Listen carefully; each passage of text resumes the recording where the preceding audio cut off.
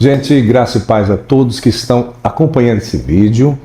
Olha, hoje eu tive uma surpresa maravilhosa, recebendo aqui a nossa missionária Rosana, que atua na nação do Paquistão, a segunda maior nação muçulmana do planeta. E é um trabalho super desafiador, uma série de risco, né? Não só pelo fato de ser uma cristã, mas pelo fato também de ser mulher, tem uma série de desafios. E eu fico muito feliz em poder recebê-la. Nossa programação está para recebê-la daqui a 1 mês e meio, mas ela veio nos fazer uma visita surpresa, nos trouxe alguns mimos que depois eu quero apresentar para vocês. Missionária, que bom poder receber você aqui. Esta é a segunda temporada no Paquistão. Sim, segunda temporada, onde eu tive o privilégio de estar falando de Jesus em 6 cidades do Paquistão. Que maravilha! E eu vou dar uma aceleradinha aqui, porque nós começamos a parceria em outubro de 2025, sim, onde você iniciou a sua segunda temporada lá em Lahore, no Paquistão. E de todos os projetos que tem lá, que foram desenvolvidos por você, a questão das Bíblias que nós doamos, da escola de costura também, que é um trabalho que eu quero que você comente aqui. Nós temos hoje uma igreja, a Assembleia de Deus de Sombrio, no Paquistão. Eu queria que você contasse como essa igreja nasceu e como ela está agora. Meu coração está transbordando porque ela nos trouxe informações tão preciosas e eu quero que ela compartilhe essa informação. Bom, eu estou muito feliz de estar, mais uma vez com vocês, com o coração agradecido, por toda a ajuda, tudo que a gente precisa, vocês sempre estão ali como igreja, nos abraçando. Essa igreja foi muito interessante, porque eu entrei a uma vila que se tem em Lahore, que é uma vila só de muçulmanos. E ali tinha um trabalho com uma moça chamada Namaila, que fazia um trabalho com criança, o irmão dela reunia algumas pessoas para falar de Jesus. Só que o lugar era muito precário. Eu entrei no lugar, eu falava assim, não é possível vocês fazerem alguma coisa neste lugar. Na hora eu senti no coração, eu vou alugar esse lugar e a gente vai fazer alguma coisa. Só que no primeiro momento era para mim fazer a escola de costura, no primeiro momento era outras ideias. Mas aí foi passando, eles começaram a fazer a reforma, aí foi quando eu conversei com o senhor e entendeu, e a igreja abraçou a ideia, nós abrimos a igreja Assembleia de Deus em Sombrio, mas porém não tinha tanta gente, era uma coisa assim, bem pouca. Aí depois, com esse movimento da igreja ser estabelecida lá, parece que o negócio fez um sopro. Eu falo assim porque foi isso que essa semana na reunião com os pastores do Paquistão e com ela falou, Rosana, o negócio parece que estava assim tão apertado, Aí depois que colocou uma placa, depois que a coisa começou a ser estabelecida mesmo, parece que soprou e o povo começou a vir e agora o lugar está pequeno, pastor. Então, meu coração é um coração muito feliz. Eu sou apaixonada pelaquilo que eu faço através da palavra de Deus e por tudo aquilo que Ele tem colocado nas minhas mãos. Então, quando eu olho essas coisas acontecer, eu só tenho que agradecer. Então, o trabalho, Assembleia de Deus em Sombrio, em Lahore, por essa semana, domingo para cá, que foi o culto assim, que tanta gente que tinha, que ela mesma se surpreendeu, deu outra experiência para a gente continuar realmente falando do amor de Jesus. Que maravilha! Isso deixa o nosso coração muito mais fervendo realmente, transbordando de alegria, porque é uma semente muito poderosa. A princípio, o nosso plano era dar um suporte para a nossa missionária, tanto para ela ter uma estrutura para estar lá e também implantar a escola de corte e costura, que essa escola ela tem um trabalho de cunho evangelístico. A mulher muçulmana ela não pode estar saindo de casa de qualquer maneira, tem que ter uma justificativa muito plausível, missionária? E ela vai explicar sobre isso. Então, nessa justificativa plausível, se a mulher fala, não, estou indo para um curso de corte e costura. Chega lá, tem um curso, a escola de corte e costura que foi instituída, contribuímos para isso. E lá também é semeado a palavra, o evangelho. Eu gostaria que rapidamente você falasse um pouco sobre esse projeto da escola. Da escola. Isso. Então, a escola de costura foi algo interessante porque é a oportunidade das mulheres ter uma profissão, ajudar também o seu lar, né? E estar um tempo com outras mulheres aprendendo a palavra de Deus, porque as professoras são cristãs. E quando a gente convida essas muçulmanas para estar perto, né, elas têm a oportunidade de tirar a burca, né, porque ninguém vai costurar com uma burca. Então elas têm a oportunidade de tirar aquela burca, têm a oportunidade de poder se tocar, uma olhar para o rosto da outra. E é muito bonito quando eu fico sabendo que uma começa a passar maquiagem por um tempo só, porque sabe que vai ter que tirar, porque vai ter que voltar para casa, colocar a burca de novo.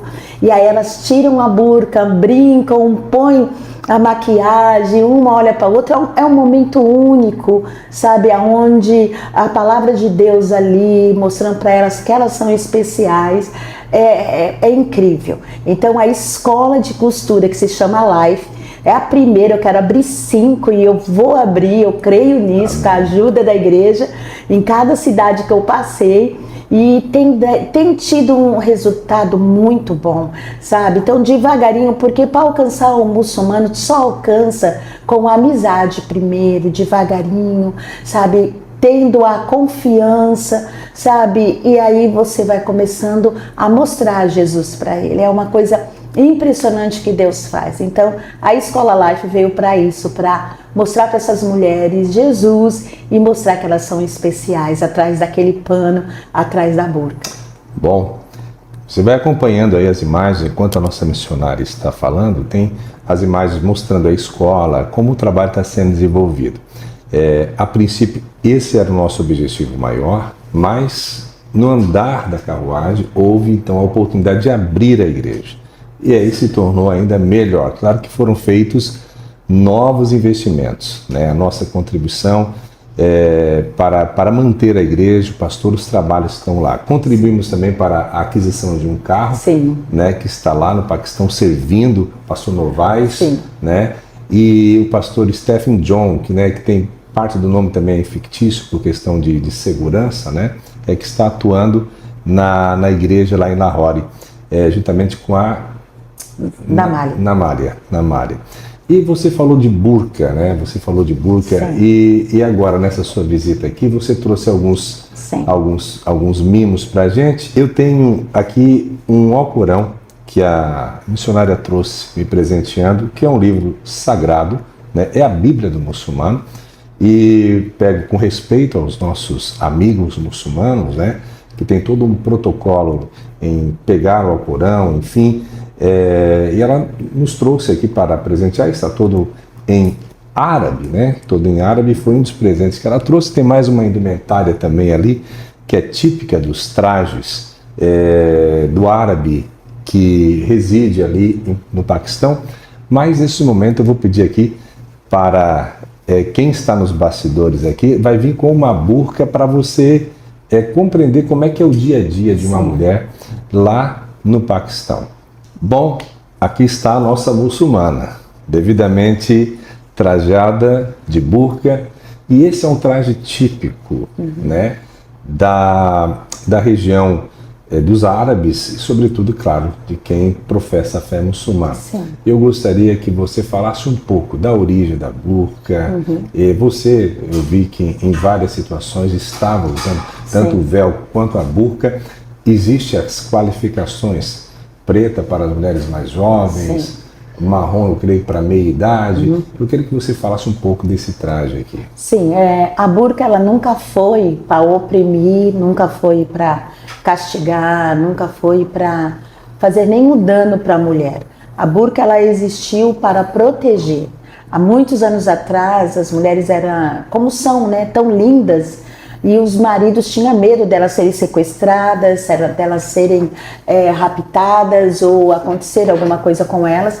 Então eles inventaram essa vestimenta para a mulher colocar, né, a sua esposa colocar, para sair na rua, para ninguém poder ficar olhando para ela. Então a burca nunca foi para outra coisa a não ser para proteção.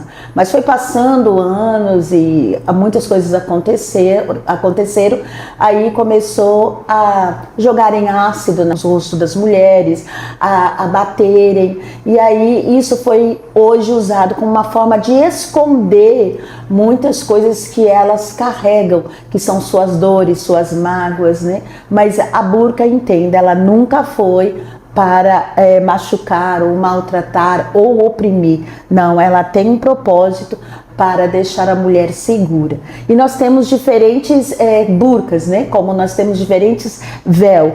A burca, ela tem as suas cores. A preta é para as novas, a marrom é para as pessoas de idade, a azul é para quem trabalha com medicina, aquela azulzinha bebê, as coloridas é que trabalha para o governo. Cada um tem a sua cor para estar passeando ou circulando dentro da cidade, dentro do país. Mas eu gosto sempre de frisar isso. A burca sempre foi para proteção, não foi para acontecer o que está acontecendo com um monte de mulheres. Aí me perguntam assim: ai, Rosana, por que elas se revoltaram e arrancaram a burca, estão queimando a burca?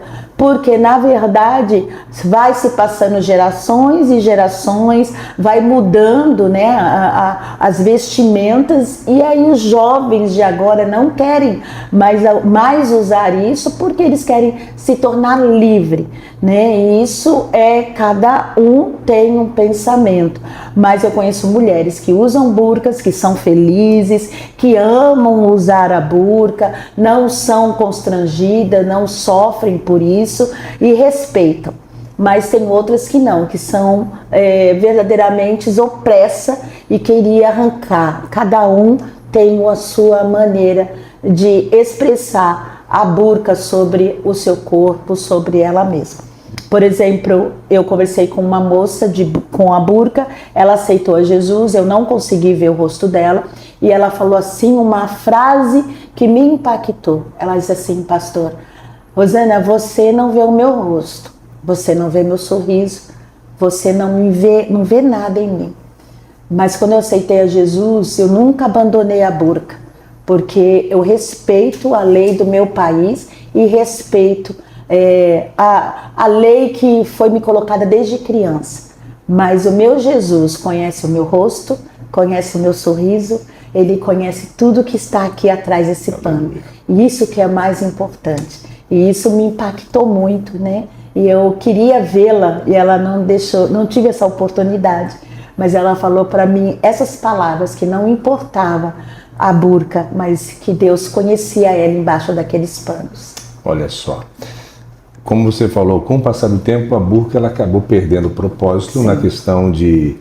por conta do abuso. Você vê Sim. que esse ano, a partir de janeiro, o regime talibã que atua no Afeganistão, que é vizinho ali de Paquistão, instituiu a lei que o homem pode bater e abusar de uma mulher, apenas não pode quebrar os ossos. Isso é lei hoje no regime talibã, que é o regime que extremamente extremista, né, que atua hoje no Afeganistão.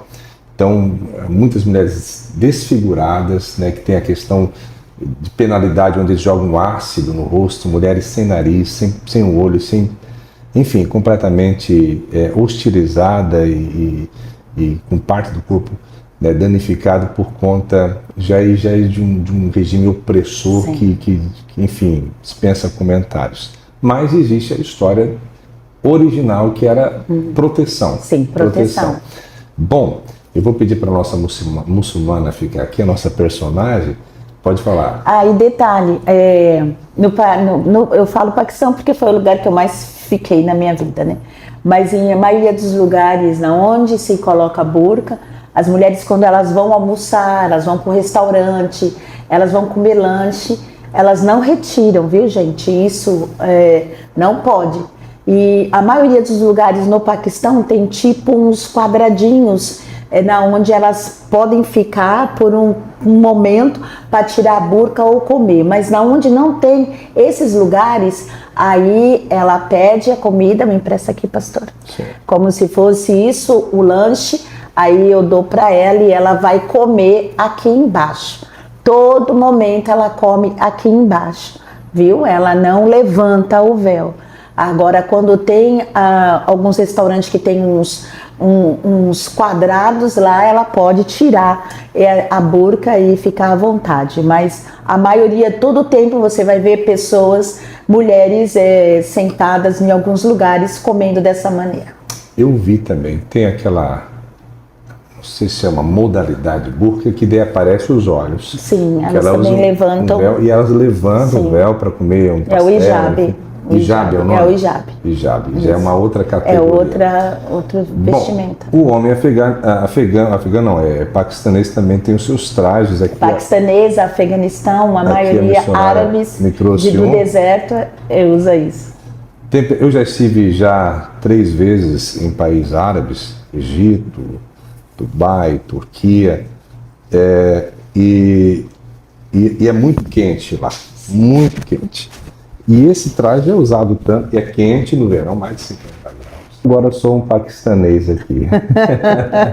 Sou um paquistanês aqui, convertido, cristão. É interessante que quando uma igreja se envolve com isso, missionária, com a obra missionária global, nós temos a sensibilidade de entender não só a questão transcultural, mas também de entender, sobretudo, que o Evangelho veio para todas as tribos, línguas e nações. E a Igreja Assembleia de Deus em Sombrio, através de EMAF, tem feito isso com muita responsabilidade. Amém. Hoje nós estamos num país árabe, né? Temos uma igreja plantada lá graças ao seu envio, a sua determinação e muita coragem, muita coragem. E essa igreja não só contribui, como também ora, cobre você nas nossas orações. A nossa missionária chegou recentemente e chega ao Brasil com uma notícia também muito desagradável. Ela acabou de perder uma netinha. Quantos meses? 5 meses, a Zoe. 5 meses, e ela ainda está se recompondo, e graças, eu digo assim, ao Espírito Santo, que é o Consolador, né, que dá força para prosseguir, porque é muito forte isso. E a igreja está cobrindo a nossa missionária em oração.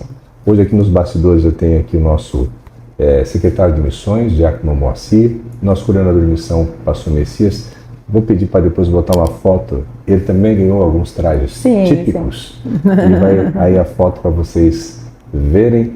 E o pastor André também está conosco aqui nos bastidores acompanhando esse vídeo.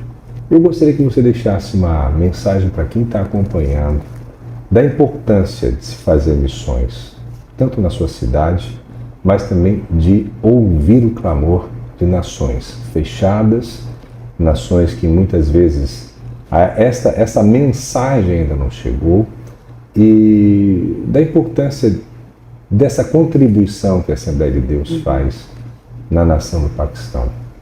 Nós como cristãos temos que entender que nós somos chamados para povoar o céu. Quando cada cristão entende que fomos chamados para povoar o céu, algo desperta tão lindo em nós, tão extraordinário, que você não quer mais ficar no mundinho que ficamos, de acordar, levantar e mesma coisa. A gente quer povoar o céu mesmo, levar a palavra de Deus, né? E eu costumo dizer que hoje eu não tenho medo de metralhadora, de homem-bomba, porque antes, né, em Jerusalém, eu ia nas favelas do meu bairro, eu ia nos presídios da minha cidade, eu falava de Jesus primeiro em Jerusalém. Aí quando Deus olhou e falou, nossa, essa minha filha não tem medo aí desses traficantes e nem de entrar nessas favelas, então eu posso enviar ela aonde tem lugares piores. Então quando você começa a investir em você, em Jerusalém, e Deus te vê o potencial que você tem dentro da tua cidade, Ele começa a olhar os países que precisam da tua ousadia, da tua valentia, da tua disposição, e começa a olhar para você e dizer, eu conto com você. E Deus conta com cada um que está me assistindo, com cada um que está ouvindo isso. E entenda uma coisa, Jesus está voltando, Ele tem pressa em povoar o céu. E isso é muito bom. Então essa é a minha mensagem. Toda hora, em tempo ou fora de tempo, a gente tem que falar de Jesus. Esquecer um pouquinho os nossos problemas, as nossas vidas e olhar e falar, Jesus, eu estou aqui, eu estou nessa, eu quero povoar o céu, porque a mesa preparada está aí, eu quero fazer parte dessa mesa. Então, essa é a minha, sabe, é o que eu tenho transmitido e tenho falado para as pessoas. O mundo está em caos. Os muçulmanos, quando falamos dele, nós temos que entender que nós estamos falando de um povo muito unido, um povo que realmente veste a camisa, estão, sabe, com força proclamando Alá, e nós sabemos que não podemos ficar quietos mediante a isso. Se eles estão indo, a gente também está indo, mais do que tudo, em nome de Jesus.